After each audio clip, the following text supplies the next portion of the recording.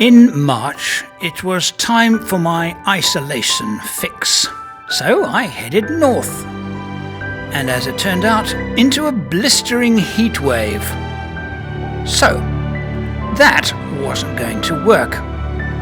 I tried again, but this time, things were perfect.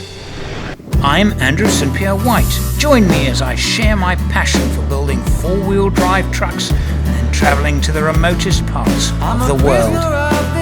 These videos are made possible by contributions from Patreons. Join the Patreon family now.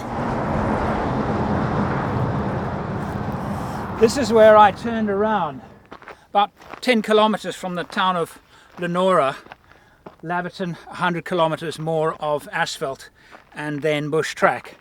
And so now, about 3.5 months later, doing the trip over again, it's 16 degrees, it's almost 30 degrees cooler than it was that March afternoon, and now heading basically east, and the next probably 4 days on a very remote bush track.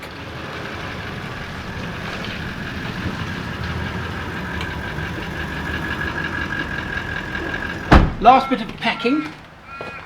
It is uncharacteristically rainy, and March is normally still very hot. I live in the city of Perth, about half an hour north. City of Perth is by far the largest city in Western Australia. This is my cat. Meet YouTube. She doesn't like YouTubers. Sorry. I'm seconds from leaving. I wanted to show you, I don't think I've done this before. I'm not sure. Have I ever done before? Okay, when I'm traveling on my own, this is my cab. It's already looking a little bit shabby, but that's because I haven't put things in the final places. So I carry my camera equipment normally is in the back. If I'm traveling with two people, I've got a special place for my camera equipment in the back. I'm not using it. I'm actually using a camera bag here. It's easier to get it from the seat than it is opening the back every time I want a camera. The drive out of Perth will take approximately 1 hour. That's 1 hour until I get out of the built-up metropolitan areas. By then I'll be in farmland, speed will increase, and it's a bit of a trudge because speed limits are very low, and that's why it actually takes an hour. But the traffic in Perth, of all the cities I've ever travelled in, big cities, it's really not bad. We have nothing to complain about in Perth. And for those of you new to the channel, the vehicle I'm driving is called a Land Cruiser 78 series. It's nicknamed the Troop Carrier. It's a van style vehicle. It has two doors at the side and barn doors at the back. But being a van, I have converted the inside into something very, very convenient. It's like a tiny house. Most of the day later, I've stopped for fuel. And it's hot. Very hot. The wind is like a blast furnace. During the space of just 300 kilometers, it has climbed from 32 degrees to 41. So it's a decision that I have to make.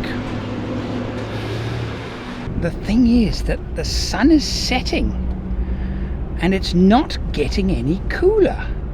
And there's a lot of wind, so it is really unpleasant outside. So, because this is what I've come out here for. I've come out here to be kind of adventurous, you know. So I am prepared for a little bit of discomfort. 41 and a stiff breeze is not uncomfortable. That's fire and brimstone. That's hell. Steve Martin played banjo, and Robin ended up ranting in a Scottish voice about the colon and clogging effects of haggis. Haggis, nature's way of saying slow down. Well, as you may have gathered, I've taken a motel. It's too hot. I drove a bit, the temperature went up, and they gave me a complimentary 150 lashes ale. I stopped, I walked around for 5 minutes, and I realized that it would be an unbearably unpleasant night. The temperature actually went up to 41, so it's not cooling down, it's actually, if anything, warming up. And so I got to decide what I'm going to do tomorrow, because tomorrow, as far as the forecast goes, is going to be hotter than today. Oh, that is most welcome and very nice.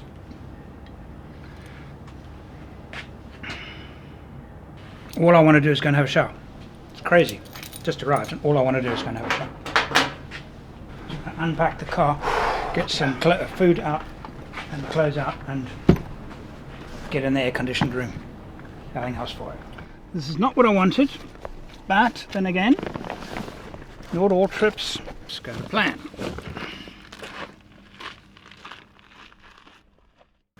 Still wanting an isolation fix, I decided to actually head back south and do part of the Holland track. I still needed my isolation fix. So a whole day on asphalt is all it takes to get into. So that's the deal. Shortest possible time to get into the real outback. One day, one good solid day, 850 kilometers ish. That day I'd made it onto the very furthest western section of the Anne Biddell Highway and found myself utterly alone. Been a long day. I rolled out of my campsite at 6 o'clock, but actually before 6 this morning, and I've had a lovely day driving. It's been fantastic, and the last section, actually the road's quite good. I expected it to be very much slower, much rougher, and only the last 20 k's has been rough. Other than that, it's been actually quite nice. And very thick bush. Lucky to find myself a clearing. And this clearing, I think, is probably as a result of mining. If you've never travelled alone before, it's a unique experience in that you only have to worry about yourself, particularly if you are, like I am now, well out of mobile phone range. So I am completely isolated, and I haven't seen anybody since I left the asphalt. I have not seen another human being. I'm alone. I only have myself to worry about, and that little machine in the sky there. Nothing else. It's a wonderful experience. If you've never done it, do it.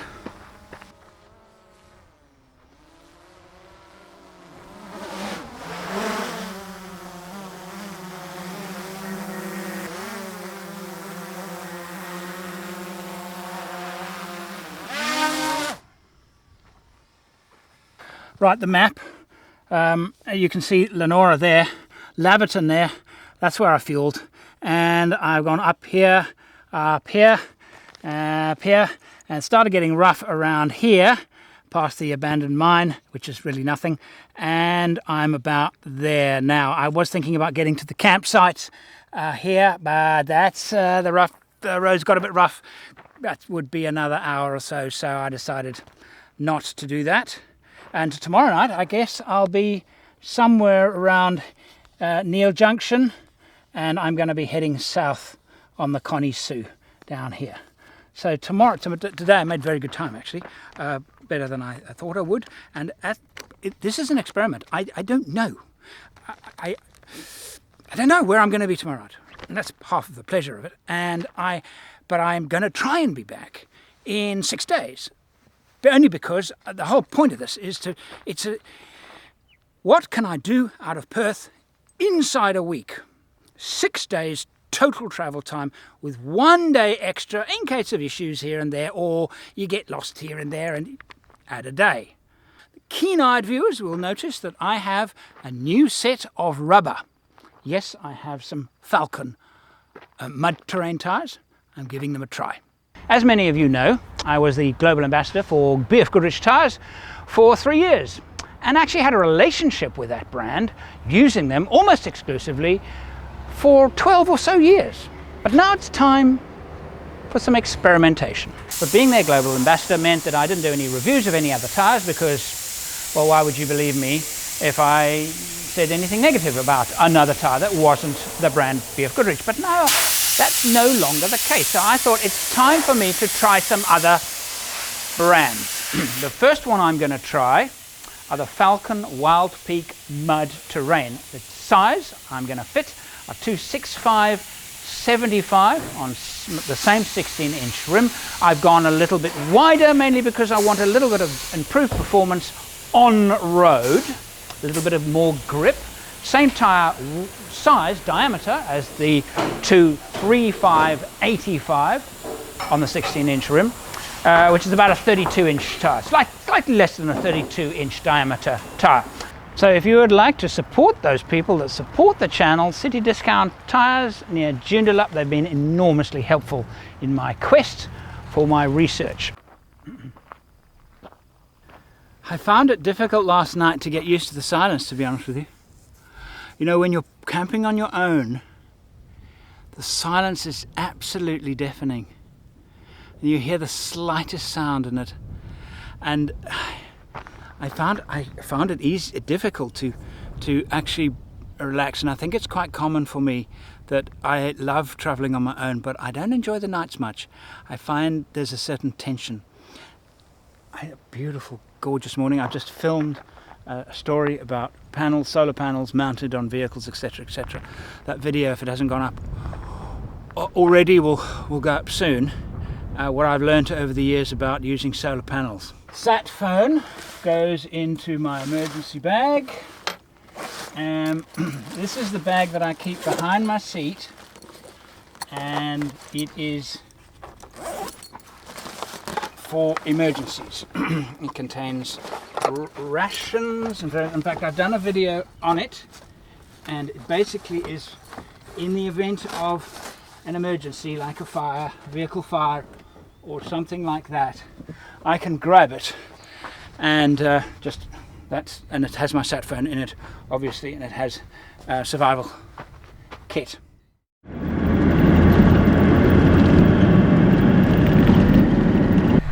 This is where I tried to make last night. It's actually taken me an hour and a half to get here, but I did stop to set up a few cameras, so probably an hour. So I would have been here quite well after dark. So I'm actually also glad that I didn't come here, because this fire is still quite warm. There were other people here, so I'm actually glad that I picked a lonely spot. Bit of a surprise in the bush. Lake Yeo, Y-E-O homestead.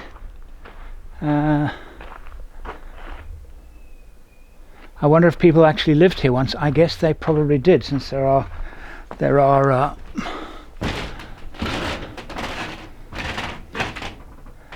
it's a national park, you see, so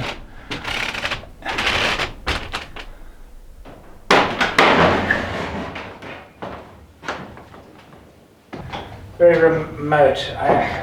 On the walls and everywhere are little stickers and little notes where, so if you find yourself in trouble and are in need of rescue, you can actually, well, the closest place is 65 kilometers.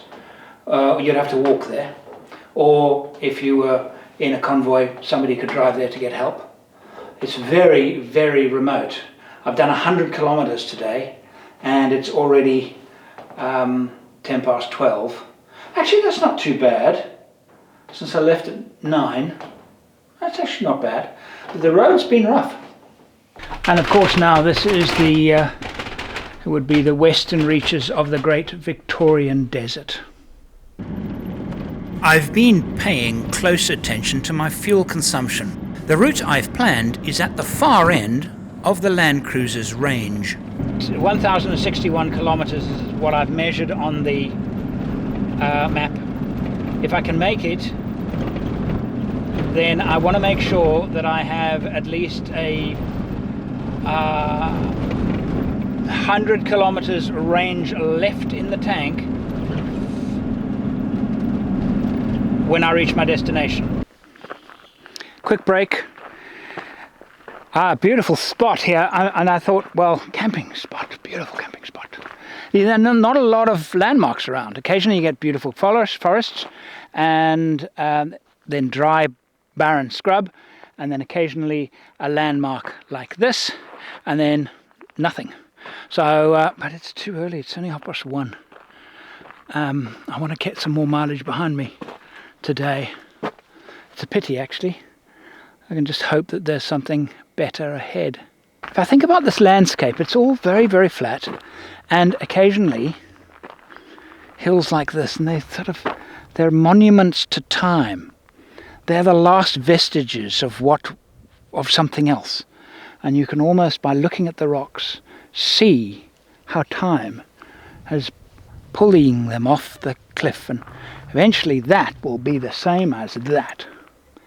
Anne Rosalind Bedell, 1906 to 1941 to 24th of November 2010. That's not very long ago. Wife of surveyor Len Bedell, and after whom this highway is named. Highway, good on you. Her ashes were placed at Woomera by her children and grandchildren in April 2011. How nice.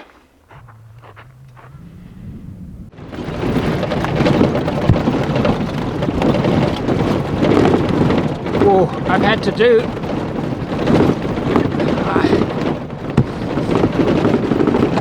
I've had to put up with this today quite a bit. The corrugations get so bad that if you try and drive them fast, you'll break the vehicle. So you just have to endure them at a low speed. And I must say, the corrugations on the Anne Bedell have been as bad as they were on the Canning stock. Some of the worst I've ever had to. So I am very grateful to have reached Neil Junction, the place that I had intended to stop at tonight. I haven't seen a single human being all day, which is, well, actually quite nice. And I do have a decision to make. Do I head north on the Connie Sue Highway, or do I have enough fuel reserves to head south? It's a longer, but I think probably a more interesting route. But I'll probably leave that for tomorrow. 4:15. Long day because of the interminable corrugations. But I haven't seen anybody now for, well, it's my second day now. Tomorrow will be my third. Seeing not another soul, not another vehicle, nothing. This is Neil Junction. The Anne Bedell Highway travels largely east to west from a town called Laverton, which we went through, to Kupapidi, the opal mining centre. And bisecting it about 1/3 from the west is the Connie Sue Highway, and the junction of that highway is 1/2 kilometre in that direction. Tonight or tomorrow morning I've got to decide whether I'm going to head north or head south.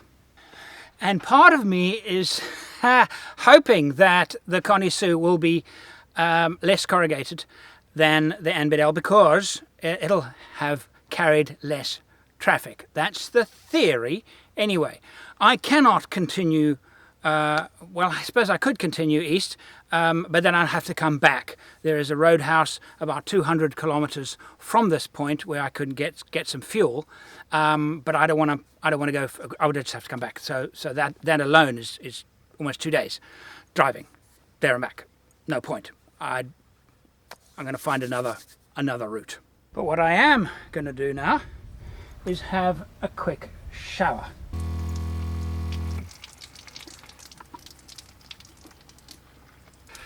So there you go. It's such a nice system because I can have a proper shower. And when I say proper shower, I'm talking about a proper decent hot shower. I can tell you now, I've probably used about 4 litres of water. That is a very, very nice, and you'll notice that the colour of the light is really quite warm. I took advantage of the blackness to try out a few new torches and head torches, those in a different video.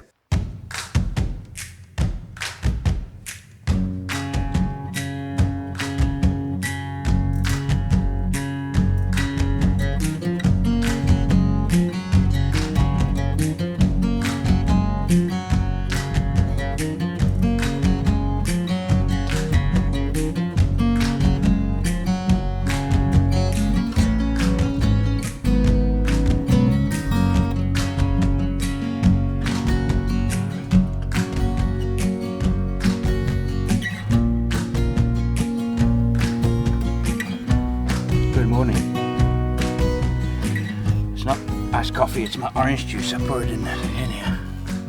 Had a fantastic night, absolute dreamless sleep. Actually, I woke up in the middle of the night hearing some very strange noises, which kind of jerked me awake. Turns out it was my stomach. It's so quiet that you can hear the blood being pumped through your ears. And butcherbird. Oh, they're just amazing.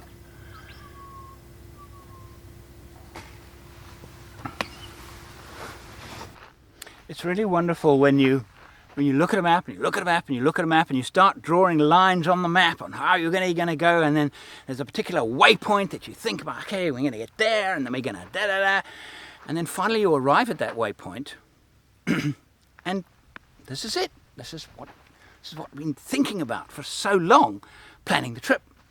Anyway, today, that waypoint is the Neil's Junction, which is the junction between the Anne Bedell that goes east-west to the Connie Sue, which goes north-south.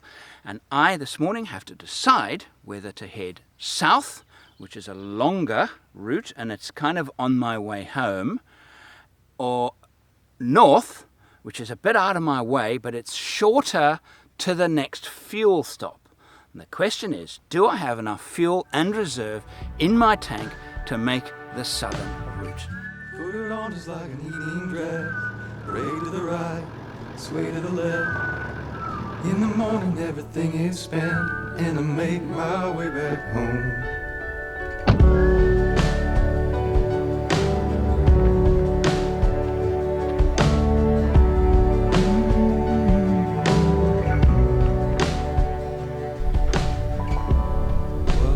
Neil Junction, the Anne Bedell Highway, and the Connie Sue Highway running north-south. I see the distances are in miles, not kilometres. And the roads are made by the Barrel Road Construction Company, with Len Bedell as the surveyor. Now, do I go that way? Or do I go that way? My home in Perth is in that direction there. That's the longer way, not to home, but to the next fuel stop.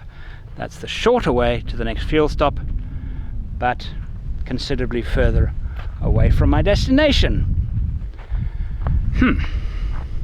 Now, indicator shows that I have 1/3 of the rear tank remaining, and I've done 390 kilometers, which means we're traveling at 6.5 kilometers per litre, which, given the conditions, seems a little high, but let's be conservative. I'm now going to multiply that by 30, because that's estimated quantity of fuel left in that tank. That's 195 kilometers, and I'm going to add that to the 390 kilometers that I've done already. That's 585 kilometers total distance on that tank, which is about right, I reckon. That's, yeah, we're going to work with that. 585. So given that 585 is what I got out of the back tank, I'm going to multiply that by 2, is 1,170 kilometers absolute maximum range before the engine cuts out from lack of fuel. 1,170 kilometers. The nearest fuel that way. Let's work it out. We are here. This road down here is marked as 327 kilometers to there, and we will touch on the Nullarbor, which is the area of the plain of no trees. We will go through the edge of the Nullarbor and then hit the Trans Railway access road, which runs this way. So that's 327 plus 376. 376. 703 kilometers. Okay, that's quite good. That's comfortable. I did the calculation yesterday, and I must have made a mistake, because why did I make a mistake? Because it was almost 1,000 kilometers, but I actually think that I added in that 228. So plus 228 equals 931. That was it there. I added that, but I've already done that. I'm here.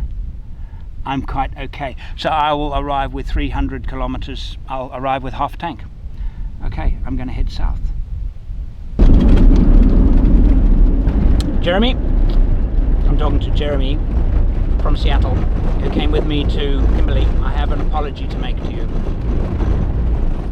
I took you to the wrong place. I should not have taken you to the Kimberley. It was the wrong place. The Kimberley is a tourist destination. I should have brought you to a place like this, because honestly you would have appreciated this more. The Kimberley is a beautiful area with a road going through it that's got a name called the Gibb River Road. This is Outback Australia. There's nothing here, and that's its beauty. I should have brought you here. Time for a quick stop. We're at an intersection on the map. There are very few other landmarks. Well, in fact, there are no landmarks. The landmarks are imaginary. They're just lines on a map. But in fact, here it is. There's a road that heads due west. Just taking a little break.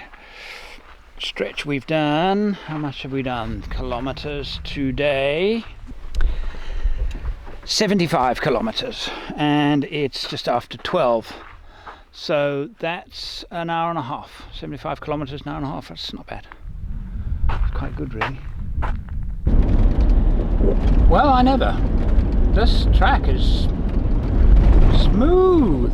Smooth. I mean, I'm sitting at 60 in 5th. So my economy is going to improve, because I'm just gliding over the road. It's uncanny, it's so smooth.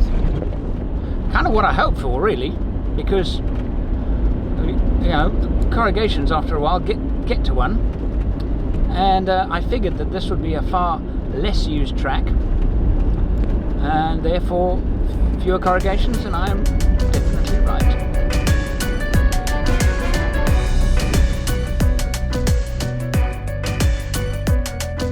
This is the start of the Nullarbor, the treeless plain. And yeah, I'm pretty excited to be here, actually.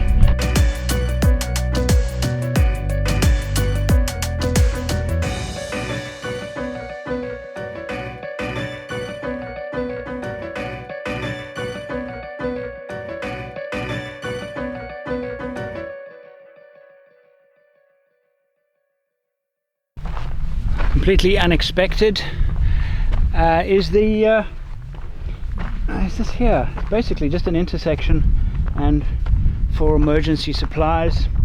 I mean, it's just really it's so remote that it's really just for people in trouble might find water here. I can't imagine another reason for it. So, oh yeah, there's water in there. So, I mean, that could save somebody's life, you know? That's cool. I was a little disappointed to come across the wide open road, and I just felt like more bush driving. So what I've decided to do, there is an area that looks very interesting on the map. I'm now going off this road. I've worked out fuel consumption, and we did exceptionally well in the last 2 hours because it's been so easy. So I'm very confident that fuel is okay. It's going to add probably 60 kilometers to the overall distance, but I'm happy with the reserve of fuel that I've got left. So I'm going to head into the bush to a place called Plum Ridge Lakes Nature Reserve, and then the road leading south is a cable haul road. It's pretty straight, and it's a minor track. 66 kilometers to some demarcated campsites in the nature reserve. That, or probably 2 hours, I guess. I'm gonna see if I can make camp there tonight. So average speed now down to probably 20 kilometers an hour. Twisty, windy, beautiful countryside, gorgeous countryside. So getting there before nightfall, I'm doubtful, but it really is a beautiful, and not a lot of people use this track. So this is even more remote than I was last night or the night before.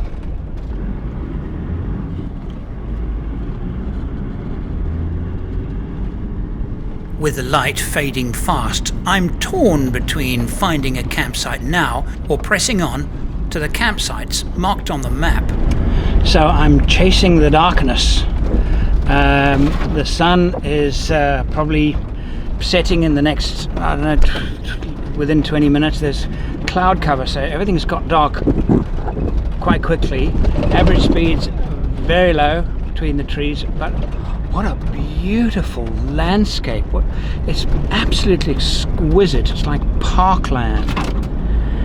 And I'm so glad I did this, because when I first did the Nullarbor, I mean, we're not actually in the Nullarbor, but we're right on the edge of it. I thought to myself, I was a bit disappointed. I expected more, but that's because I was on the southern rim and didn't see the Nullarbor proper. Now I'm getting to see it. So I'm going to just carry on pushing on, and even if I actually drive a bit in darkness, I will, because I want to get to some of the bush camps. Not a lot of camping sites around here. I could find a place and just put the... But I suspect that some of the bush camps are in really, really beautiful spots. So I'm going to push on. Now that bush is... The bush is really, really thick here. I don't know what's ahead. I have absolutely no idea. It's kind of exciting. And I've got 657 kilometers and still on the same tank. So our consumption is quite a bit better than I thought, which is great news, because that means that if I want to do a detour and go and look for a nice place or whatever, I can.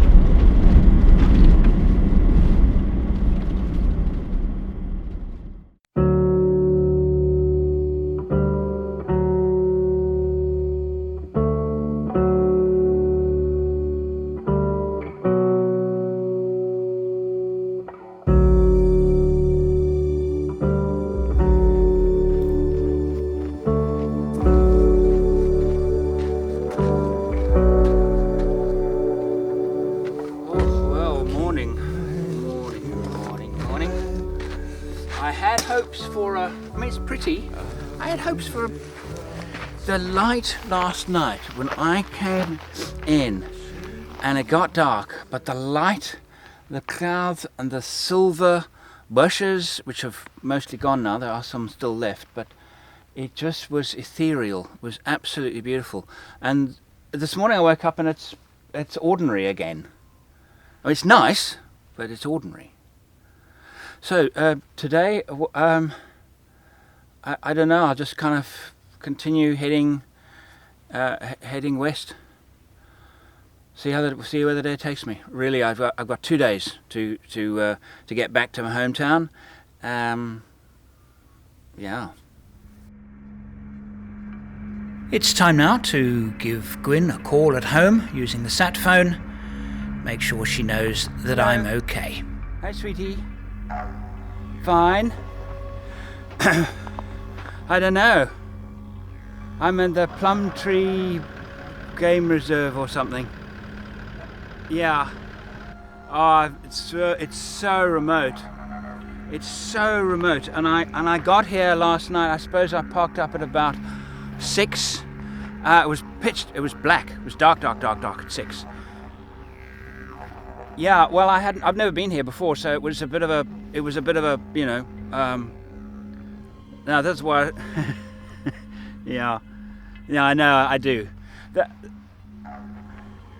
It's okay. Red ground, yellow grass. It is spinifex, but it's very young spinifex. It hasn't turned into the balls. And the earlier part yesterday, driving in here. Yeah, it was so beautiful driving in here. The clouds, because it's cloud cover this morning. I've got 100% cloud cover. Had a tiny bit of rain last night. No, it won't make it difficult getting up here. No, it was a tiny bit of rain. It was a spatter. It kind of woke me up. So, yeah.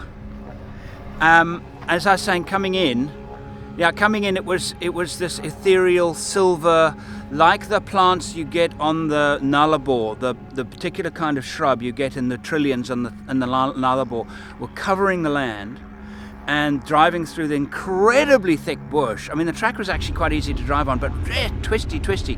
And for 3 hours yesterday afternoon, twisty. Now, I loved it. Absolutely, because I never knew what was around the next corner. It was very nice. It was very, very nice. So I got in and I was very quick to set up. I made myself. I had the pre-cooked. Was a bolognese. That bolognese thing with a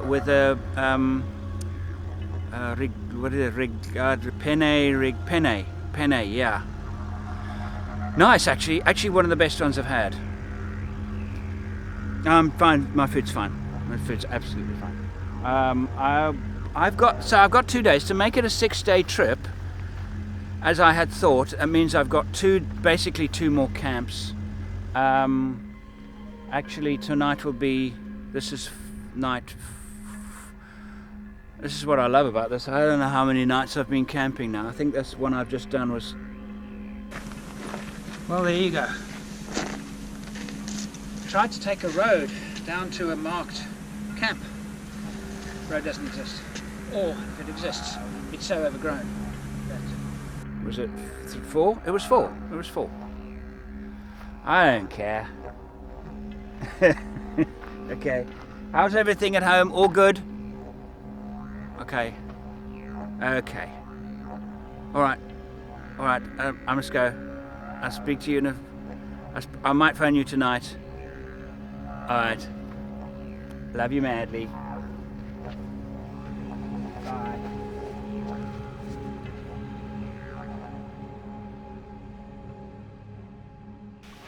The Falcon Wild Peak Mud Terrain Tower. It's far too early for me to be able to give any kind of review, but I can give impressions. The terrain has been mixed, reasonably demanding on tyres. Yeah, pretty demanding on the tyres. I can't fault them. I can't fault them because, well, what am I looking for a mud tyre? I want a mud tyre that's going to be strong. This has a 3-ply sidewall, which for me is a minimum. I haven't had any issues. I haven't had any punctures. I've been running at various pressures, not extremely low pressures because I haven't had extremely low soft terrain.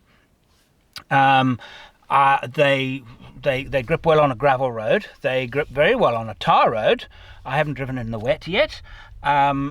Most significantly is they're not particularly noisy. I think they're not as noisy as the KM3. I say that though, the KM3 tires that I had on were 2.8 575s. These are 2.6 575s, so there was more rubber touching the road with the KM3s, but my impression is these are quieter. Overall performance, I'm very happy actually. I'm going to keep them.